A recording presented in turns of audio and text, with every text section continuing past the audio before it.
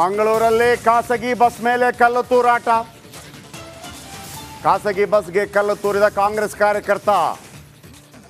ರಸ್ತೆಯಲ್ಲಿ ಸಾಗುತ್ತಿದ್ದ ಬಸ್ಗೆ ಕಲ್ಲು ತೂರಿದ್ದಾನೆ ಕಾರ್ಯಕರ್ತ.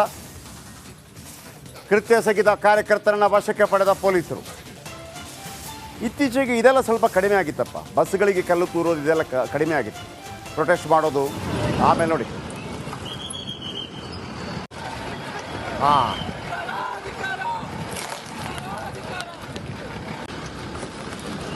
ಈ ಥರ ಹಾನಿ ಮಾಡೋರನ್ನ ಕರ್ಕೊಂಡೋಗಿ, ಅದೇ ಜಗ್ಗೇಶ್ ಪಿಕ್ಚರ್ ಸ್ಟೈಲಲ್ಲಿ ಮಾಡಿ, ಈ ಥರ ಹಾನಿ ಮಾಡೋರನ್ನ ಸ್ವಲ್ಪ ಕಡಿಮೆ ಆಗಿತ್ತಪ್ಪ. ಎಲ್ಲ ಪ್ರೊಟೆಸ್ಟ್ಗಳು ಬಂದು ವಿಚಾರದ ಸಂದರ್ಭದಲ್ಲಿ ಈ ಬಸ್ಗಳಿಗೆ ಕಲ್ಲೆಸೆಯೋದು, ಅಂಗಡಿಗಳಿಗೆ ಕಲ್ಲೆಸೆಯೋದು ಇದೆಲ್ಲ ಭಾಳ ಕಡಿಮೆ ಆಗಿತ್ತು. ಬಂದ್ ಮಾಡೋದು ಕೂಡ ಒಂದು ಸಿಸ್ಟಮ್ಯಾಟಿಕ್ ಆಗಿತ್ತು. ಆಮೇಲೆ ಟೈರ್ ಸುಡೋದು ಕೂಡ ಮಧ್ಯ ರೋಡಲ್ಲಿ ಟೈರ್ ಸುಡೋದು ಕೂಡ ನಿಲ್ಲಿಸಿದ್ರು. ಯಾಕೆಂದರೆ ಈ ಮಧ್ಯ ರೋಡ್ ಮಧ್ಯದಲ್ಲಿ ಟೈರ್ ಸುಟ್ಟರೆ ಏನಾಗುತ್ತೆ, ನಾಳೆ ಆ ರೋಡ್ ಹಾಳಾಗ್ಬಿಡ್ತದೆ. ಸೊ ಅದೆಲ್ಲ ಅರಿತುಕೊಂಡೇ ಪ್ರೊಟೆಸ್ಟ್ಗಳಾಗ್ತಾಯಿತ್ತು. ಈಗ ಮಂಗಳೂರಿನಲ್ಲಿ ಕಾಂಗ್ರೆಸ್ ಕಾರ್ಯಕರ್ತ ತನ್ನ ಹಳೆಯ ಬುದ್ಧಿ ಶುರುವಾಯ್ತಲ್ಲ, ಬಾಂಗ್ಲಾದೇಶ ಸ್ಟೈಲು ಆಗಿದ್ರೆ ಶುರುವಾಯ್ತಲ್ಲ ಬಾಂಗ್ಲಾದೇಶ ಸ್ಟೈಲು. ಅಲ್ಲಿ ಐವಾನ್ ಡಿಸೋಜ್ ಹೇಳ್ತಾ ಇದ್ರು ಬಾಂಗ್ಲಾದೇಶ ಮಾದರಿಯಲ್ಲಿ ಅಂತೇಳಿ. ಬಾಂಗ್ಲಾದೇಶದಲ್ಲಿ 400 ಜನರಿಗೆ ಗುಂಡು ಹೊಡೆದಿದ್ದಾರೆ. ಏನು ಮಾಡೋದಿಲ್ಲಿ ಈಗ? ಯಾರು ಹೊಡಿಬೇಕಂತ? ಒಂದು ಮಾತಿಗೆ ಅವಕಾಶ ಸಿಕ್ಕಿದೆ, ಮೈಕ್ ಸಿಕ್ಕಿದೆ ಅಂತ ದೇಶ ವಿರೋಧಿ ಹೇಳಿಕೆಗಳನ್ನು ಕೊಡಬಾರ್ದು. ಅಲ್ಲ, ಅರಾಜಕತೆ ಆಗಬೇಕಾ ಭಾರತದಲ್ಲಿ ಅಥವಾ ಕರ್ನಾಟಕದಲ್ಲಿ? ಪ್ರೊಟೆಸ್ಟ್ಗಳಾಗುತ್ತೆ, ಹೋಗುತ್ತೆ, ಮತ್ತೊಂದು ನಿಮ್ದೇನಿದೆ ಹೇಳಲಿಕ್ಕೆ ಹೇಳಬೇಕು. ಮ್ಯಾಕ್ಸಿಮಮ್ ಇಲ್ಲಿ ಎಂಥ ಹೋರಾಟಗಳಾಗಿದೆ, ಆಮರಣದ ಉಪವಾಸ ಕೂಡ ಆಗಿದೆ. ಒನ್ಸ್ ಅಗೇನ್ ದಿನೇಶ್ ಅವರಿದ್ದಾರೆ. ದಿನೇಶ್, ಇದೀಗ ಈ ಮಾತಿನ ಬರದಲ್ಲಿ ಇಂಥ ಹೇಳಿಕೆಗಳು, ಆಮೇಲೆ ಬಸ್ಗಳಿಗೆ ಕಲ್ಲು ತೂರಾಟ, ಇಲ್ಲಿ ತನಕ ಯಾವತ್ತೂ ಕೂಡ ಇದು ಪ್ರೊಟೆಸ್ಟ್ಗಳೆಲ್ಲ ಬಸ್ಗಳಿಗೆ ಕಲ್ಲು ತೂರಾಟ ಎಲ್ಲ ಕಡಿಮೆ ಆಗಿತ್ತು. ಎಲ್ರಿಗೂ ಅರ್ಥ ಆಗ್ತಾ ಇತ್ತು, ನಮ್ಮದನ್ನೇ ನಾವು ನಾಶ ಮಾಡ್ಕೋತಾ ಇದ್ದೀವಿ ಅಂತೇಳಿ. ಮತ್ತೆ ಕಲ್ಲು ತೂರಾಟವಾಗಿದೆ. ಏನು ಲೇಟೆಸ್ಟ್ ಅಪ್ಡೇಟ್? ಹೌದು, ಒಂದು ರೀತಿಯಲ್ಲಿ ಕಾಂಗ್ರೆಸ್ನ ಮಾತುಗಳು ಮತ್ತು ಪ್ರೊಟೆಸ್ಟ್ ಎಲ್ಲ ಮೀರಿತು ಅಂತ ಹೇಳ್ಬೋದು.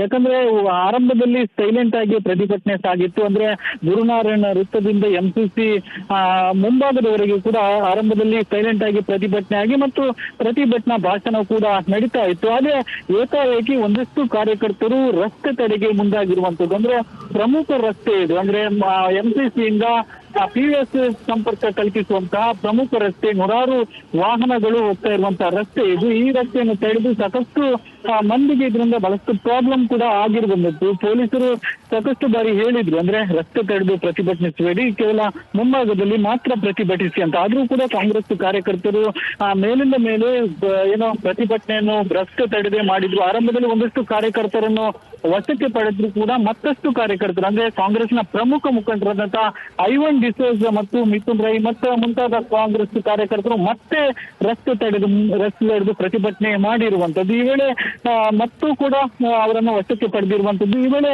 ಐವನ್ ಡಿಸೋಜ್ ಅವರು ಎಲ್ಲೇ ಮೀರಿ ಮಾತಾಡಿರುವಂತದ್ದು, ಅಂದ್ರೆ ಬಾಂಗ್ಲಾದೇಶ ಮಾದರಿಯಲ್ಲಿ ಪ್ರತಿಭಟನೆ ಮಾಡ್ತೀವಿ ಅನ್ನುವಂಥದ್ದು. ಒಂದು ರೀತಿಯಲ್ಲಿ ಅದು ಕೆಟ್ಟ ಹೇಳಿಕೆ ಅಂತಾನೆ ಹೇಳ್ಬೋದು. ಯಾಕಂದ್ರೆ ಈ ರೀತಿಯಾದಂತಹ ಒಂದು ಹೇಳಿಕೆ ಕಾಂಗ್ರೆಸ್ ಮುಖಂಡರು, ಅದರಲ್ಲೂ ಕೂಡ ಹಿರಿಯ ಕಾಂಗ್ರೆಸ್ ಮುಖಂಡರು, ಅವರು ಎರಡನೇ ಬಾರಿ ಈಗಾಗಲೇ MLC ಆಗಿರುವಂತವರು, ಇವರು ಈ ರೀತಿಯಾಗಿ ಹೇಳಿಕೆ ನೀಡಿದ್ದು ಎಷ್ಟು ಸರಿ ಅನ್ನುವಂತ ಒಂದು ಮಾತುಗಳು ಕೂಡ ಇರುವಂತದ್ದು. ಜೊತೆಗೆ ಕೇವಲ ಪ್ರೊಟೆಸ್ಟ್ ರಸ್ತೆ ತಡೆಯುವುದು ಸರಿ, ಅಂದ್ರೆ ಸಿಟಿ ಬಸ್ ಒಂದಕ್ಕೆ ಕಲ್ಲು ತೂರಾಟ ಕೂಡ ಮಾಡಿರುವಂತದ್ದು. ಸದ್ಯಕ್ಕೆ ಆ ಬಸ್ಸಿನಲ್ಲಿದ್ದವರಿಗೆ ಯಾರಿಗೂ ಕೂಡ ಗಾಯಗಳು ಆಗ್ಲಿಲ್ಲ. ಆದ್ರೆ ಸಿಟಿ ಬಸ್ನ ಮುಂಭಾಗದ ಗ್ಲಾಸ್ ಏನಿದೆ ಅದು ಸಂಪೂರ್ಣವಾಗಿ ಒಡೆದು ಹೋಗಿರುವಂತದ್ದು. ಅಂದ್ರೆ ಕಾಂಗ್ರೆಸ್ ಕಾರ್ಯಕರ್ತನೊಬ್ಬ ಅದಕ್ಕೆ ಕಲ್ಲು ಬಿಸಾಡಿದ ಪರಿಣಾಮವಾಗಿ ಮುಂಭಾಗದಲ್ಲಿ ಬಸ್ನ ಮುಂಭಾಗ ಗ್ಲಾಸ್ ಹೋಗಿರುವಂತದ್ದು. ಈ ರೀತಿಯಾಗಿ ಒಂದಷ್ಟು ಅವಾಂತರಗಳು ಕೂಡ ನಡೆದಿರುವಂತದ್ದು. ಓಕೆ, ಬಾಂಗ್ಲಾದೇಶ ಮಾದರಿಯಲ್ಲಿ ದಾಳಿ ನಡೆಯುತ್ತೆ. ಅವ್ರು ಯಾರು ಕಾರ್ಯಕರ್ತ ಇದ್ದಾನೆ, ಯಾವುದೇ ಪಾರ್ಟಿ ಕಾರ್ಯಕರ್ತರಲ್ಲಿ, ಯಾವುದೇ ಸಂಘಟನೆ ಕಾರ್ಯಕರ್ತರಲ್ಲಿ, ಇಂಥವರನ್ನ ಕರ್ಕೊಂಡೋಗಿ ಸೇಮ್ ಜಗ್ಗೇಶ್ ಪಿಕ್ಚರ್ ಮಾದರಿ. ಓಕೆ, ನೋಡಿ, ಮಾತಿನ ಹಿಡಿತ ಇಲ್ಲದಿದ್ದರೆ ಹಿಂಗೆಲ್ಲ ಆಗುತ್ತೆ. ನಮಗೆ ಕೆಲವರ ಮುಂದೆ ಈ ಮೈಕ್ ಹಿಡಿಯೋಕ್ಕೆ ಭಯ ಆಗೋದು ಇದಕ್ಕೆ. ಈ ಮಂಗನ ಕೈಯಲ್ಲಿ ಮಾಣಿಕ್ಯ ಕೊಟ್ಟಂಗೆ ಆಗ್ಬಿಡ್ತದೆ. ಮಾತಾಡಲಿಕ್ಕೆ ಶುರು ಮಾಡ್ತವೆ. ನೋಡಿ ಏನು ಮಾತಾಡಿದ್ದಾರೆ ಅಂತ ಕೇಳಿಸ್ಕೊಳ್ಳಿ. ಕೂಡಲೇ ಗವರ್ನರ್ ಅವರು ಹಿಂದಕ್ಕೆ ಹೋಗಬೇಕು ಮತ್ತು ಹೋಗದೇ ಇದ್ದರೆ ಯಾವ ರೀತಿ ಬಾಂಗ್ಲಾದೇಶದಲ್ಲಿ ಆಯಿತೋ ಅದೇ ರೀತಿ ಗವರ್ನರ್ ಆಫೀಸಿಗೆ, ಗವರ್ನರ್ ಮನೆಗೆ ನುಗ್ಗತಕ್ಕಂಥ ಕೆಲಸ ನಾವು ಕಾಂಗ್ರೆಸ್ನ ಕಾರ್ಯಕರ್ತರು ಮಾಡಬೇಕಾಗ್ತದೆ. ಅದು ಮಾಡಿಯೇ ಮಾಡ್ತೇವೆ. ಹಾಗಾಗಿ ಮಾನ ಮರ್ಯಾದೆ ಏನಾದಿದ್ದರೆ ಗವರ್ನರ್ ಅವರ ಕೂಟಕ್ಕೆ ಹಿಂದಕ್ಕೆ ಕರೆಸಬೇಕು ಮತ್ತು ಅವರು ರಾಜಭವನ ಬಿಟ್ಟು ತೊಲಗಬೇಕು. ಇಲ್ಲದೇ ಇದ್ದರೆ ರಾಜಭವನ ಒಗ್ಗುವುದು ಖಂಡಿತ.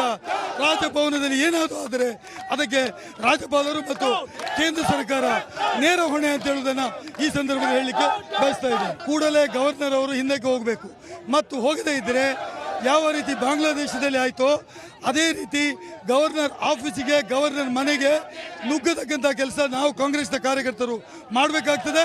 ಅದು ಮಾಡಿಯೇ ಮಾಡ್ತೇವೆ. ಹಾಗಾಗಿ ಮಾನ ಮರ್ಯಾದೆ ಏನಾದಿದ್ದರೆ ಗವರ್ನರ್ ಅವರ ಕೂಟಕ್ಕೆ ಹಿಂದಕ್ಕೆ ಕರೆಸಬೇಕು ಮತ್ತು ಅವರು ರಾಜಭವನ ಬಿಟ್ಟು ತೊಲಗಬೇಕು. ಇಲ್ಲದೇ ಇದ್ದರೆ ರಾಜಭವನ ಒಗ್ಗುವುದು ಖಂಡಿತ. ರಾಜಭವನದಲ್ಲಿ ಏನಾದರೂ ಆದರೆ ಅದಕ್ಕೆ ರಾಜ್ಯಪಾಲರು ಮತ್ತು ಕೇಂದ್ರ ಸರ್ಕಾರ ನೇರ ಹೊಣೆ ಅಂತ ಹೇಳುವುದನ್ನು ಈ ಸಂದರ್ಭದಲ್ಲಿ ಹೇಳಲಿಕ್ಕೆ ಬಯಸ್ತಾ ಇದ್ದೇನೆ. ಕೂಡಲೇ ಗವರ್ನರ್ ಅವರು ಹಿಂದಕ್ಕೆ ಹೋಗಬೇಕು ಮತ್ತು ಹೋಗದೇ ಇದ್ದರೆ ಯಾವ ರೀತಿ ಬಾಂಗ್ಲಾದೇಶದಲ್ಲಿ ಆಯಿತೋ ಅದೇ ರೀತಿ ಗವರ್ನರ್ ಆಫೀಸಿಗೆ, ಗವರ್ನರ್ ಮನೆಗೆ ನುಗ್ಗತಕ್ಕಂಥ ಕೆಲಸ ನಾವು ಕಾಂಗ್ರೆಸ್ನ ಕಾರ್ಯಕರ್ತರು ಮಾಡಬೇಕಾಗ್ತದೆ. ಅದು ಮಾಡಿಯೇ ಮಾಡ್ತೇವೆ. ಹಾಗಾಗಿ ಮಾನ ಮರ್ಯಾದೆ ಏನಾದಿದ್ದರೆ ಗವರ್ನರ್ ಅವರ ಕೂಟಕ್ಕೆ ಹಿಂದಕ್ಕೆ ಕರೆಸಬೇಕು ಮತ್ತು ಅವರು ರಾಜಭವನ ಬಿಟ್ಟು ತೊಲಗಬೇಕು.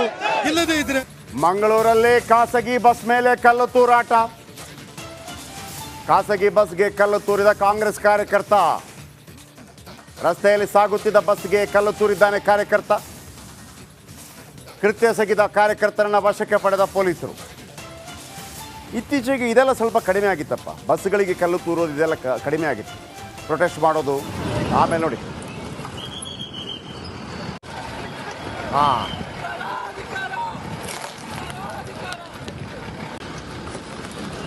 ಈ ಥರ ಹಾನಿ ಮಾಡೋರನ್ನ ಕರ್ಕೊಂಡೋಗಿ ಅದೇ ಜಗ್ಗೇಶ್ ಪಿಕ್ಚರ್ ಸ್ಟೈಲಲ್ಲಿ ಮಾಡಿ. ಈ ಥರ ಹಾನಿ ಮಾಡೋರನ್ನ ಸ್ವಲ್ಪ ಕಡಿಮೆ ಆಗಿತ್ತಪ್ಪ. ಎಲ್ಲ ಪ್ರೊಟೆಸ್ಟ್ಗಳು ಬಂದು ವಿಚಾರದ ಸಂದರ್ಭದಲ್ಲಿ ಈ ಬಸ್ಗಳಿಗೆ ಕಲ್ಲೆಸೆಯೋದು, ಅಂಗಡಿಗಳಿಗೆ ಕಲ್ಲೆಸೆಯೋದು ಇದೆಲ್ಲ ಭಾಳ ಕಡಿಮೆ ಆಗಿತ್ತು. ಬಂದ್ ಮಾಡೋದು ಕೂಡ ಒಂದು ಸಿಸ್ಟಮ್ಯಾಟಿಕ್ ಆಗಿತ್ತು. ಆಮೇಲೆ ಟೈರ್ ಸುಡೋದು ಕೂಡ ಮಧ್ಯ ರೋಡಲ್ಲಿ ಟೈರ್ ಸುಡೋದು ಕೂಡ ನಿಲ್ಲಿಸಿದ್ರು. ಯಾಕೆಂದರೆ ಈ ಮಧ್ಯ ರೋಡ್ ಮಧ್ಯದಲ್ಲಿ ಟೈರ್ ಸುಟ್ಟರೆ ಏನಾಗುತ್ತೆ, ನಾಳೆ ಆ ರೋಡ್ ಹಾಳಾಗ್ಬಿಡ್ತದೆ. ಸೊ ಅದೆಲ್ಲ ಅರಿತುಕೊಂಡೇ ಪ್ರೊಟೆಸ್ಟ್ಗಳಾಗ್ತಾಯಿತ್ತು. ಈಗ ಮಂಗಳೂರಿನಲ್ಲಿ ಕಾಂಗ್ರೆಸ್ ಕಾರ್ಯಕರ್ತ ತನ್ನ ಹಳೆಯ ಬುದ್ಧಿ ಶುರುವಾಯ್ತಲ್ಲ ಬಾಂಗ್ಲಾದೇಶ ಸ್ಟೈಲು. ಆಗಿದ್ರೆ ಶುರುವಾಯ್ತಲ್ಲ ಬಾಂಗ್ಲಾದೇಶ ಸ್ಟೈಲು. ಅಲ್ಲಿ ಐವಾನ್ ಡಿಸೋಜ್ ಹೇಳ್ತಾ ಇದ್ರು ಬಾಂಗ್ಲಾದೇಶ ಮಾದರಿಯಲ್ಲಿ ಅಂತೇಳಿ. ಬಾಂಗ್ಲಾದೇಶದಲ್ಲಿ 400 ಜನರಿಗೆ ಗುಂಡು ಹೊಡೆದಿದ್ದಾರೆ. ಏನು ಮಾಡೋದಿಲ್ಲಿ ಈಗ? ಯಾರು ಹೊಡಿಬೇಕಂತೆ? ಹಾಂ, ಒಂದು ಮಾತಿಗೆ ಅವಕಾಶ ಸಿಕ್ಕಿದೆ, ಮೈಕ್ ಸಿಕ್ಕಿದೆ ಅಂತ ದೇಶ ವಿರೋಧಿ ಹೇಳಿಕೆಗಳನ್ನು ಕೊಡಬಾರ್ದು. ಅಲ್ಲ, ಅರಾಜಕತೆ ಆಗಬೇಕಾ ಭಾರತದಲ್ಲಿ ಅಥವಾ ಕರ್ನಾಟಕದಲ್ಲಿ? ಪ್ರೊಟೆಸ್ಟ್ಗಳಾಗುತ್ತೆ, ಹೋಗುತ್ತೆ, ಮತ್ತೊಂದು ನಿಮ್ದೇನಿದೆ ಹೇಳಲಿಕ್ಕೆ ಹೇಳಬೇಕು. ಮ್ಯಾಕ್ಸಿಮಮ್ ಇಲ್ಲಿ ಎಂತೆಂಥ ಹೋರಾಟಗಳಾಗಿದೆ. ಆಮರಣದ ಉಪವಾಸ ಕೂಡ ಆಗಿದೆ. ಒನ್ಸ್ ಅಗೇನ್ ದಿನೇಶ್ ಅವರಿದ್ದಾರೆ. ದಿನೇಶ್, ಇದೀಗ ಈ ಮಾತಿನ ಬರದಲ್ಲಿ ಇಂಥ ಹೇಳಿಕೆಗಳು, ಆಮೇಲೆ ಬಸ್ಗಳಿಗೆ ಕಲ್ಲು ತೂರಾಟ, ಇಲ್ಲಿ ತನಕ ಯಾವತ್ತೂ ಕೂಡ ಇದು ಪ್ರೊಟೆಸ್ಟ್ಗಳೆಲ್ಲ ಬಸ್ಗಳಿಗೆ ಕಲ್ಲು ತೂರಾಟ ಎಲ್ಲ ಕಡಿಮೆ ಆಗಿತ್ತು. ಎಲ್ರಿಗೂ ಅರ್ಥ ಆಗ್ತಾ ಇತ್ತು ನಮ್ಮದನ್ನೇ ನಾವು ನಾಶ ಮಾಡ್ಕೋತಾ ಇದ್ದೀವಿ ಅಂತೇಳಿ. ಮತ್ತೆ ಕಲ್ಲು ತೂರಾಟವಾಗಿದೆ. ಏನು ಲೇಟೆಸ್ಟ್ ಅಪ್ಡೇಟ್? ಹೌದು, ಒಂದು ರೀತಿಯಲ್ಲಿ ಕಾಂಗ್ರೆಸ್ನ ಮಾತುಗಳು ಮತ್ತು ಪ್ರೊಟೆಸ್ಟ್ ಎಲ್ಲ ನೀರಿತು ಅಂತ ಹೇಳ್ಬೋದು. ಯಾಕಂದ್ರೆ ಆರಂಭದಲ್ಲಿ ಸೈಲೆಂಟ್ ಆಗಿ ಪ್ರತಿಭಟನೆ ಸಾಗಿತ್ತು. ಅಂದ್ರೆ ಗುರುನಾರಾಯಣ ವೃತ್ತದಿಂದ MCC ಮುಂಭಾಗದವರೆಗೂ ಕೂಡ ಆರಂಭದಲ್ಲಿ ಸೈಲೆಂಟ್ ಆಗಿ ಪ್ರತಿಭಟನೆ ಆಗಿ ಮತ್ತು ಪ್ರತಿಭಟನಾ ಭಾಷಣ ಕೂಡ ನಡೀತಾ ಇತ್ತು. ಆದ್ರೆ ಏಕಾಏಕಿ ಒಂದಷ್ಟು ಕಾರ್ಯಕರ್ತರು ರಸ್ತೆ ತಡೆಗೆ ಮುಂದಾಗಿರುವಂತದ್ದು. ಅಂದ್ರೆ ಪ್ರಮುಖ ರಸ್ತೆ ಇದು. ಅಂದ್ರೆ MCC ಇಂದ POS ಸಂಪರ್ಕ ಕಲ್ಪಿಸುವಂತಹ ಪ್ರಮುಖ ರಸ್ತೆ, ನೂರಾರು ವಾಹನಗಳು ಹೋಗ್ತಾ ಇರುವಂತಹ ರಸ್ತೆ ಇದು. ಈ ರಸ್ತೆಯನ್ನು ತಡೆದು ಸಾಕಷ್ಟು ಮಂದಿಗೆ ಇದರಿಂದ ಬಹಳಷ್ಟು ಪ್ರಾಬ್ಲಮ್ ಕೂಡ ಆಗಿರುವಂತದ್ದು. ಪೊಲೀಸರು ಸಾಕಷ್ಟು ಬಾರಿ ಹೇಳಿದ್ರು, ಅಂದ್ರೆ ರಸ್ತೆ ತಡೆದು ಪ್ರತಿಭಟಿಸಬೇಡಿ, ಕೇವಲ ಮುಂಭಾಗದಲ್ಲಿ ಮಾತ್ರ ಪ್ರತಿಭಟಿಸಿ ಅಂತ. ಆದ್ರೂ ಕೂಡ ಕಾಂಗ್ರೆಸ್ ಕಾರ್ಯಕರ್ತರು ಮೇಲಿಂದ ಮೇಲೆ ಪ್ರತಿಭಟನೆಯನ್ನು ರಸ್ತೆ ತಡೆದೇ ಮಾಡಿದ್ರು. ಆರಂಭದಲ್ಲಿ ಒಂದಷ್ಟು ಕಾರ್ಯಕರ್ತರನ್ನು ವಶಕ್ಕೆ ಪಡೆದ್ರು ಕೂಡ ಮತ್ತಷ್ಟು ಕಾರ್ಯಕರ್ತರು, ಅಂದ್ರೆ ಕಾಂಗ್ರೆಸ್ನ ಪ್ರಮುಖ ಮುಖಂಡರಾದಂತಹ ಐವನ್ ಡಿಸೋಜ ಮತ್ತು ಮಿಥುನ್ ರೈ ಮತ್ತು ಮುಂತಾದ ಕಾಂಗ್ರೆಸ್ ಕಾರ್ಯಕರ್ತರು ಮತ್ತೆ ರಸ್ತೆ ತಡೆದು ಪ್ರತಿಭಟನೆ ಮಾಡಿರುವಂತದ್ದು. ಈ ವೇಳೆ ಮತ್ತು ಕೂಡ ಅವರನ್ನು ವಶಕ್ಕೆ ಪಡೆದಿರುವಂತದ್ದು. ಈ ವೇಳೆ ಐವನ್ ಡಿಸೋಜ್ ಅವರು ಎಲ್ಲೇ ಮೀರಿ ಮಾತಾಡಿರುವಂತದ್ದು, ಅಂದ್ರೆ ಬಾಂಗ್ಲಾದೇಶ ಮಾದರಿಯಲ್ಲಿ ಪ್ರತಿಭಟನೆ ಮಾಡ್ತೀವಿ ಅನ್ನುವಂಥದ್ದು. ಒಂದು ರೀತಿಯಲ್ಲಿ ಅದು ಕೆಟ್ಟ ಹೇಳಿಕೆ ಅಂತಾನೆ ಹೇಳ್ಬೋದು. ಯಾಕಂದ್ರೆ ಈ ರೀತಿಯಾದಂತಹ ಒಂದು ಹೇಳಿಕೆ ಕಾಂಗ್ರೆಸ್ ಮುಖಂಡರು, ಅದರಲ್ಲೂ ಕೂಡ ಹಿರಿಯ ಕಾಂಗ್ರೆಸ್ ಮುಖಂಡರವರು ಎರಡನೇ ಬಾರಿ ಈಗಾಗಲೇ NLC ಆಗಿರುವಂತವರು, ಇವರು ಈ ರೀತಿಯಾಗಿ ಹೇಳಿಕೆ ನೀಡಿದ್ದು ಎಷ್ಟು ಸರಿ ಅನ್ನುವಂತ ಒಂದು ಮಾತುಗಳು ಕೂಡ ಇರುವಂತದ್ದು. ಜೊತೆಗೆ ಕೇವಲ ಪ್ರೊಟೆಸ್ಟ್ ರಸ್ತೆ ತಡೆಯುವುದು ಸರಿ, ಆದ್ರೆ ಅಂದ್ರೆ ಸಿಟಿ ಬಸ್ ಒಂದಕ್ಕೆ ಕಲ್ಲು ತೂರಾಟ ಕೂಡ ಮಾಡಿರುವಂತದ್ದು. ಸದ್ಯಕ್ಕೆ ಆ ಬಸ್ಸಿನಲ್ಲಿದ್ದವರಿಗೆ ಯಾರಿಗೂ ಕೂಡ ಗಾಯಗಳು ಆಗ್ಲಿಲ್ಲ, ಆದ್ರೆ ಸಿಟಿ ಬಸ್ನ ಮುಂಭಾಗದ ಏನು ಗ್ಲಾಸ್ ಏನಿದೆ ಅದು ಸಂಪೂರ್ಣವಾಗಿ ಒಡೆದು ಹೋಗಿರುವಂತದ್ದು. ಅಂದ್ರೆ ಕಾಂಗ್ರೆಸ್ ಕಾರ್ಯಕರ್ತನೊಬ್ಬ ಅದಕ್ಕೆ ಕಲ್ಲು ಬಿಸಾಡಿದ ಪರಿಣಾಮವಾಗಿ ಮುಂಭಾಗದಲ್ಲಿ ಬಸ್ನ ಮುಂಭಾಗ ಗ್ಲಾಸ್ ಹೋಗಿರುವಂತದ್ದು. ಈ ರೀತಿಯಾಗಿ ಒಂದಷ್ಟು ಅವಾಂತರಗಳು ಕೂಡ ನಡೆದಿರುವಂತದ್ದು. ಓಕೆ, ಬಾಂಗ್ಲಾದೇಶ ಮಾದರಿಯಲ್ಲಿ ದಾಳಿ ನಡೆಯಿತು. ಅವ್ರು ಯಾರು ಕಾರ್ಯಕರ್ತ ಇದ್ದಾನೆ, ಯಾವುದೇ ಪಾರ್ಟಿ ಕಾರ್ಯಕರ್ತರಲ್ಲಿ ಯಾವುದೇ ಸಂಘಟನೆ ಕಾರ್ಯಕರ್ತರಿರಲಿ, ಇಂಥವರನ್ನು ಕರ್ಕೊಂಡೋಗಿ ಸೇಮ್ ಜಗ್ಗೇಶ್ ಪಿಕ್ಚರ್ ಮಾದರಿ. ಓಕೆ ನೋಡಿ, ಮಾತಿನ ಹಿಡಿತ ಇಲ್ಲದಿದ್ದರೆ ಹಿಂಗೆಲ್ಲ ಆಗುತ್ತೆ. ನಮಗೆ ಕೆಲವರ ಮುಂದೆ ಈ ಮೈಕ್ ಹಿಡಿಯೋಕ್ಕೆ ಭಯ ಆಗೋದು ಇದಕ್ಕೆ. ಈ ಮಂಗನ ಕೈಯಲ್ಲಿ ಮಾಣಿಕ್ಯ ಕೊಟ್ಟಂಗೆ ಆಗ್ಬಿಡ್ತದೆ. ಮಾತಾಡಲಿಕ್ಕೆ ಶುರು ಮಾಡ್ತವೆ. ನೋಡಿ ಏನು ಮಾತಾಡಿದ್ದಾರೆ ಅಂತ ಕೇಳಿಸ್ಕೊಳ್ಳಿ. ಕೂಡಲೇ ಗವರ್ನರ್ ಅವರು ಹಿಂದಕ್ಕೆ ಹೋಗಬೇಕು ಮತ್ತು ಹೋಗದೇ ಇದ್ದರೆ ಯಾವ ರೀತಿ ಬಾಂಗ್ಲಾದೇಶದಲ್ಲಿ ಆಯಿತೋ ಅದೇ ರೀತಿ ಗವರ್ನರ್ ಆಫೀಸಿಗೆ, ಗವರ್ನರ್ ಮನೆಗೆ ನುಗ್ಗತಕ್ಕಂಥ ಕೆಲಸ ನಾವು ಕಾಂಗ್ರೆಸ್ನ ಕಾರ್ಯಕರ್ತರು ಮಾಡಬೇಕಾಗ್ತದೆ. ಅದು ಮಾಡಿಯೇ ಮಾಡ್ತೇವೆ. ಹಾಗಾಗಿ ಮಾನ ಮರ್ಯಾದೆ ಏನಾದಿದ್ದರೆ ಗವರ್ನರ್ ಅವರ ಕೂಟಕ್ಕೆ ಹಿಂದಕ್ಕೆ ಕರೆಸಬೇಕು ಮತ್ತು ಅವರು ರಾಜಭವನ ಬಿಟ್ಟು ತೊಲಗಬೇಕು. ಇಲ್ಲದೇ ಇದ್ದರೆ ರಾಜಭವನ ಒಗ್ಗುವುದು ಖಂಡಿತ.